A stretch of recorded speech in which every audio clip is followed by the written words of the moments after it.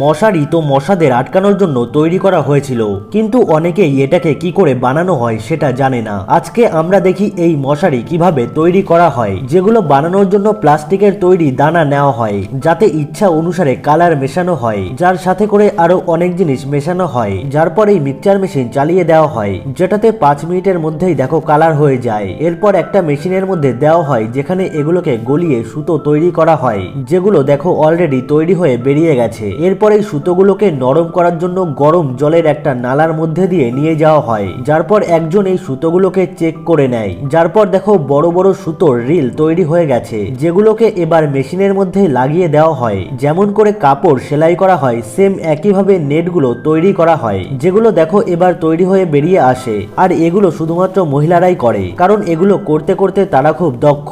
এরপর আরো একটা মেশিনের মধ্যে দিয়ে নিয়ে যাওয়া হয়, যেখানে মশারিগুলোকে খাটের শেপে সাইজ করা হয়, যার পর এগুলো একদম তৈরি হয়ে যায়। এরপর ভাঁজ করে সেগুলোকে প্যাকেজিং করে বিক্রি করার জন্য তৈরি।